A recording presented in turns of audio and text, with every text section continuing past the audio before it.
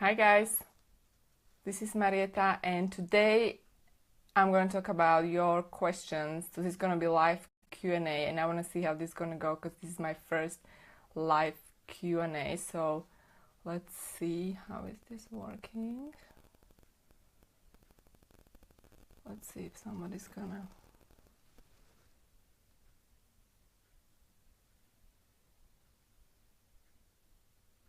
Okay.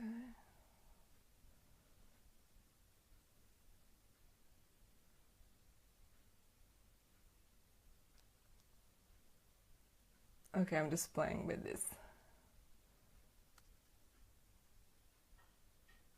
All right. Okay, never mind. Okay, so today I'm going to talk about basically how to do business in the US as a foreigner.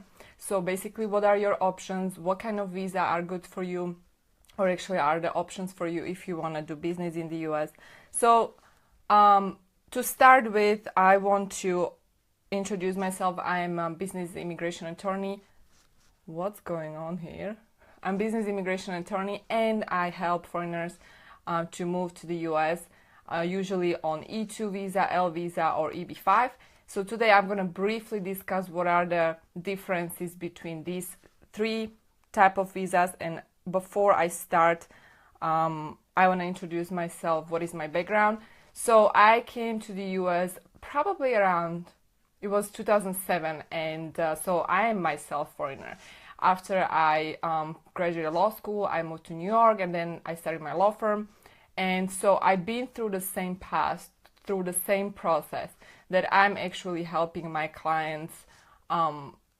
So today I'm going to start with B visa, because B visa, there are so many people who are in the US on B visa, and I want to make sure that you understand, like, if we talk about the business visa, this is not necessarily a visa that allows you to do business in the US. So for example, B1 visa, tourist visa, I did so many different videos. You can go ahead and check out our YouTube channel, ImmigrationBiz, where I talk about B visa, B2, and I want to make sure that you understand that when you apply for this visa, B1 business visa, you are not qualified to actually work in the US. You are not qualified to do business in the US. So all you can do actually is to go to the US. You can start your company even though you don't necessarily have visa, which is cool. But then when you want to go to the US, you actually have to, and you want to do business in the US, you have to apply either for E2 or L visa. So if you go to US and let's say you want to start a company, let's say you want to start LLC, you can do so on B tourist visa. But if you want to do more, you have to apply for appropriate visa.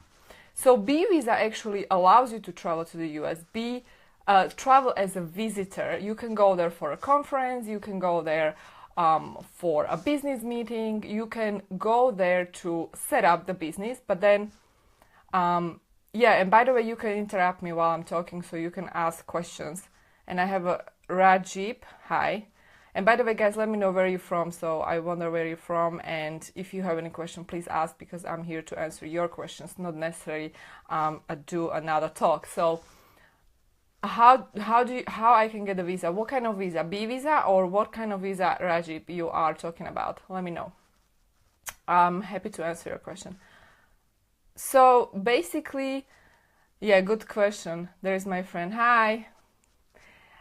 He works with me in Nepal, Chetup. Sorry if I pronounced the name wrong. So anyway, so if you want the B visa, you have to basically put together a list of things. For example, if you go to the US, let's say you invited for a conference, or let's say your friend invited you.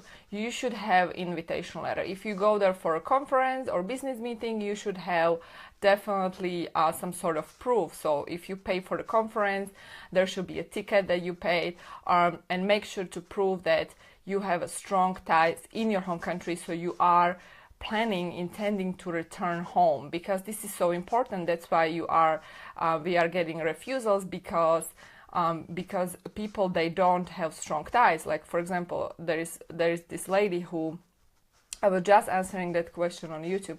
The lady, she quit her job and she decided to go on B2 to US, And of course, she got refused because she quit. So basically, what kind of ties she has? Now she doesn't even have a job. She doesn't have a husband.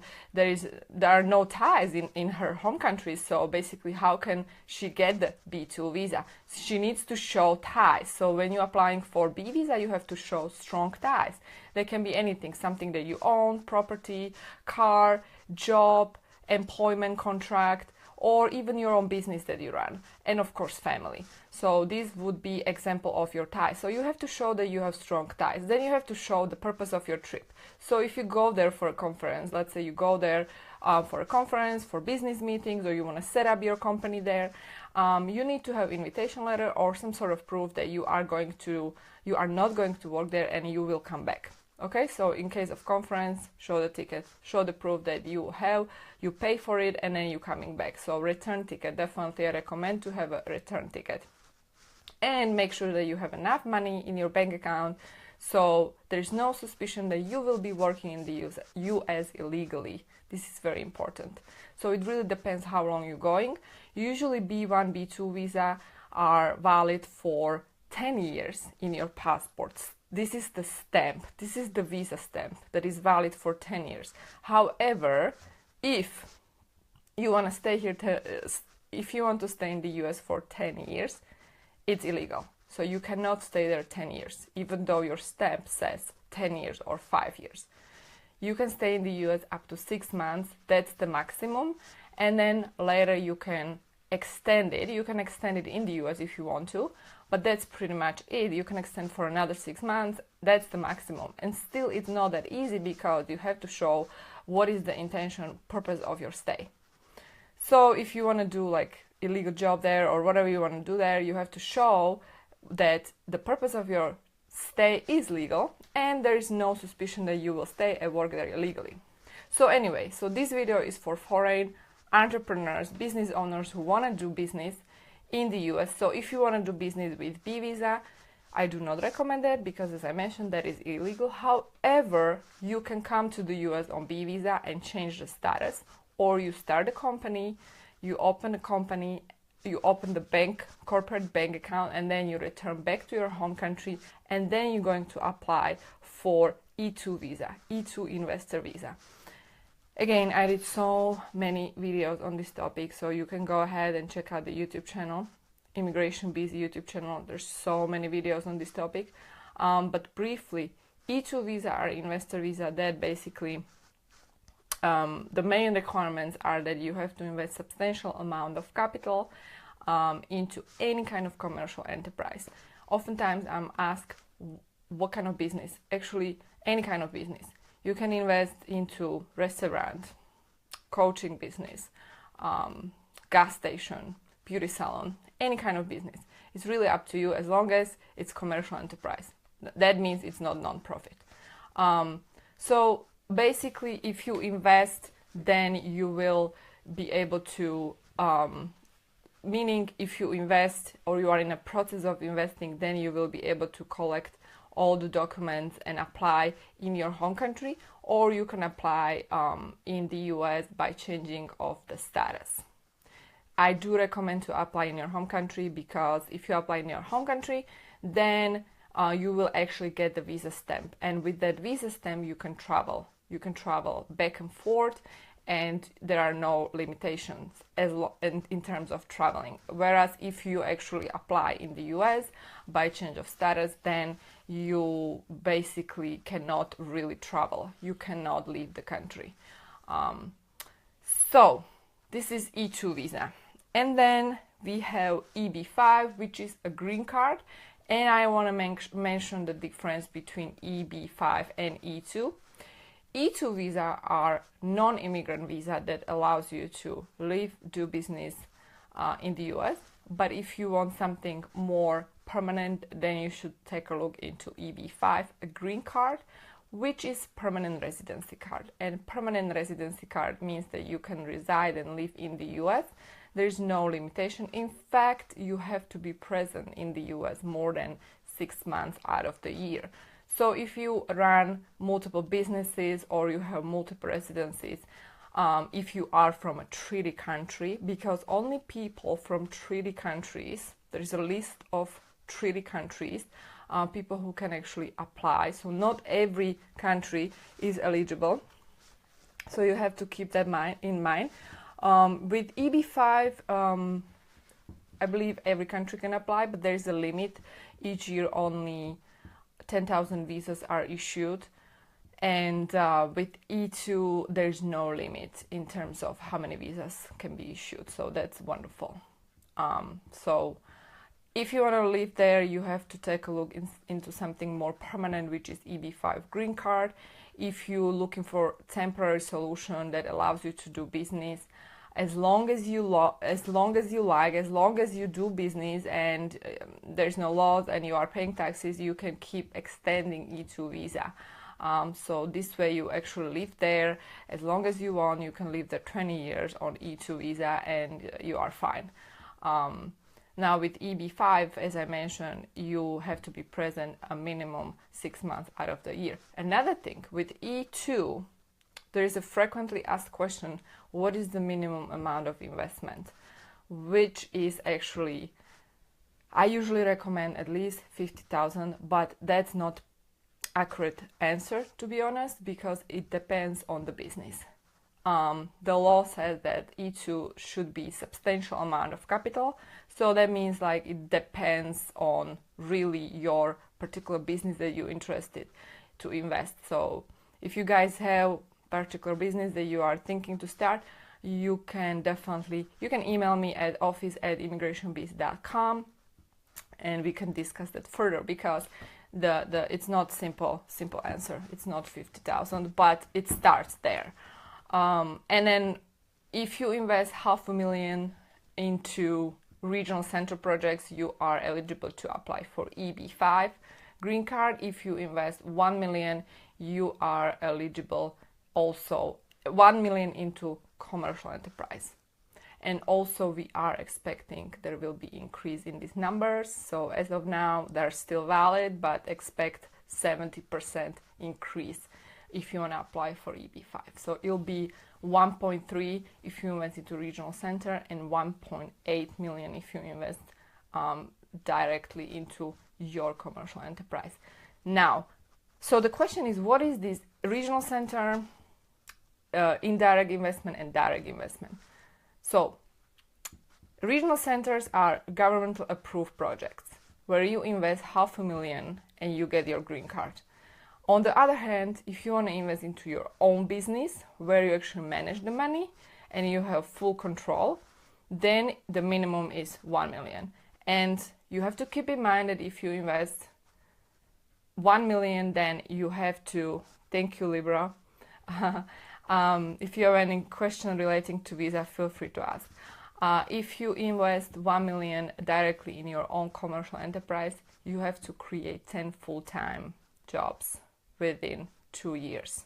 So keep that in mind. Okay.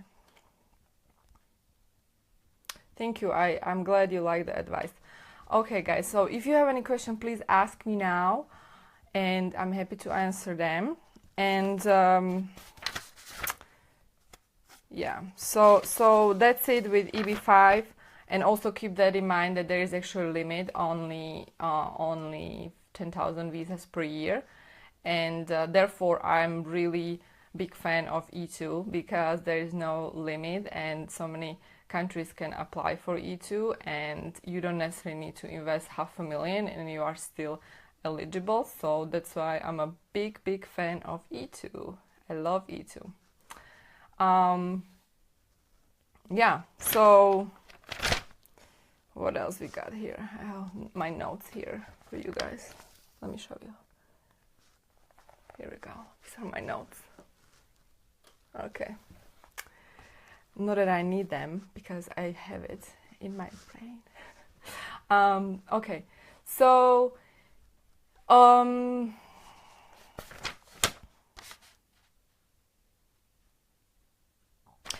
want to mention also with E2 visas, oftentimes if you want to invest into, for example, real estate, it must be active it must be active business. So you have to invest into active business. If you invest into, if it's passive investment, usually real estate investment is considered passive, then you will not be able to apply.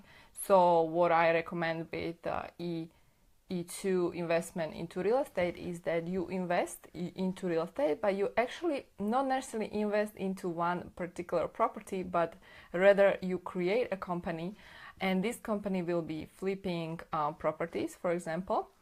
And you can be more creative also. For example, you will have a company that is renting your real estate properties for like seasonal rental.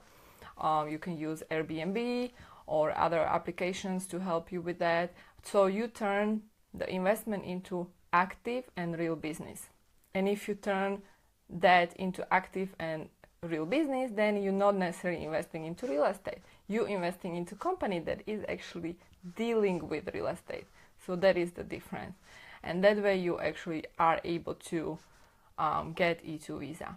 Now, if you just buy a property, let's say you buy a house for your family, even if you buy a house for $5 million and it's just residential, then you are not qualified for EB5 green card. So that's sort of big difference.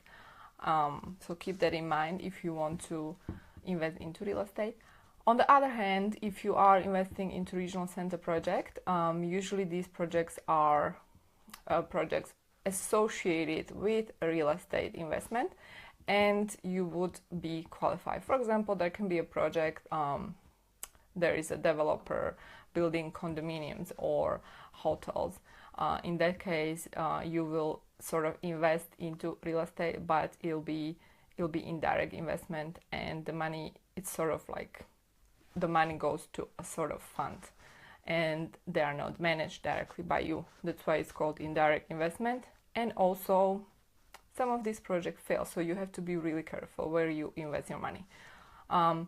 Okay, guys, so this is E2, EB5, and now we have L visa.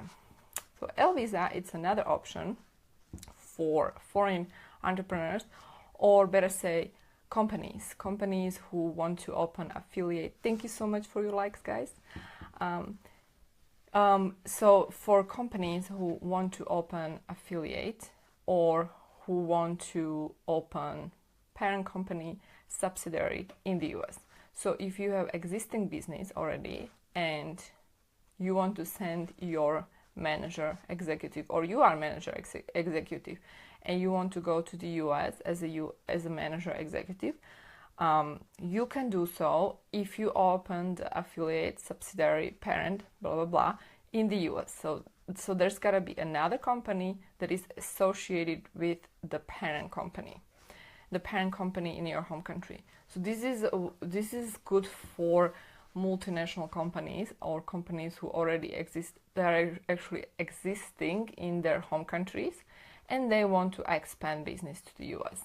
So they would open the office, affiliated office in the US, and they would send either the manager or executive overseas to the US, and then they will be able to apply for L visa. Now the difference is that here you are establishing the qualifying relationship between the parent company and the company in the US. So as I mentioned, it has to be affiliated somehow, subsidiary somehow, right? Connected, usually through the person that is going to the US. So let's talk about the manager executive. Also, this person must be working for the company at least 1 year in preceding 3 years. Now, obviously, if this is your company, then you are working there from the very beginning, but it has to be the minimum 1 year in preceding 3 years. The business must be viable, the company must be doing business in the US, and maximum length of stay on this L1A is 7 years. After that, you cannot extend it. What you can do after that is to apply for a green card. So you can jump directly from L to a green card, EB1. Now, if you are on E2 visa, you cannot jump from E2 to a green card. Well, you can do so if you obviously generate enough and reinvest back, and you can apply then for EB5. But it's not necessarily direct path. With L, you might be able to do so. Also, this L visa first you get for 1 year, and if you want extension, you have to actually show pretty strong evidence that you have established the whole department that you are managing. So the whole department means that, for example, if you are a doctor and you need to have the whole department of other doctors, so not necessarily the whole department doesn't mean that you have secretary or marketing guy or accountant, you know what I mean? So the whole department must be department full of professionals, just like you, that you are actually managing. And when you're able to do that, then you will get extension. Otherwise, you might not get extension. So it's sort of tricky, and that's why I recommend that if you are from a treaty country, rather apply for E2. Now, L visa you can apply in the US, and at the US, actually that's the only option. You have to apply in the US at USCIS, and once the application is approved, then you will go to US embassy in your home country, get the visa stamp. Now with E2 visa you can actually apply in your home country directly at the US consulate, and that's why the processing is not going through US, which is amazing, because then you get, it's like buy one get one free, right? So you actually get the visa stamp, and you can directly go to the US. Now, when your visa is about to expire in the US, because even if you get the visa stamp with E2 visa, you will get it either for 2 or 5 years. This depends where are you from, what country you're from, and based on the treaty between your country and the US. Based on that treaty, you will have either 2 years or 5 years visa stamp. For example, I'm from Slovakia. Slovak citizens get it for 2 years, but Czech Republic get it for 5 years. So, excuse me, you understand the difference. Now, even if you have 5-year visa stamp, doesn't mean you can stay in the US 5 years. Maximum length is 2 years with E2. So when you enter the country, you stay up to 2 years, and then you have 2 options. You either leave and then re-enter again, and then another 2-year count, or you extend the stay in the US. It's up to you. Well, obviously, if you still have the visa stamp valid, you leave the country and then re-enter again, and then 2 years start count. This is usually when you have 5-year visa. When you have 2-year visa only, then you have to apply for extension. So usually the extensions are fine as long as you run the business and the business is real and active and there is a profit and you're paying taxes. Then it should be fine. So basically, which is better, L or E2? I don't know. It really depends.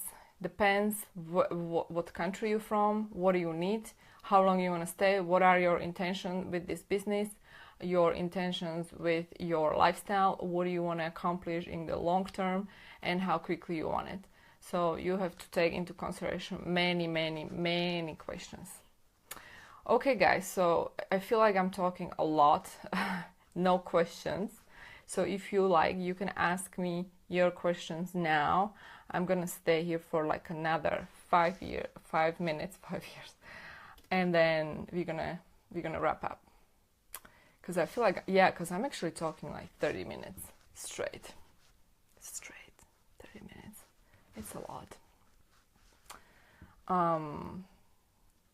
Yeah, so basically, if you have any questions after this live chat, you can post them below this video, or you can message us or email us at office@immigrationbiz.com, and let me know what you think. So if you guys like this live chat, I'm gonna be doing them more, and otherwise stay tuned with our channel at YouTube ImmigrationBiz. And yeah, thank you so much for tuning in, and thank you so much for your likes and hearts. So okay guys, so I'm gonna wrap up, and thank you so much for tuning in again, and I'll see you next time. Have a wonderful day. Bye. All right, how to turn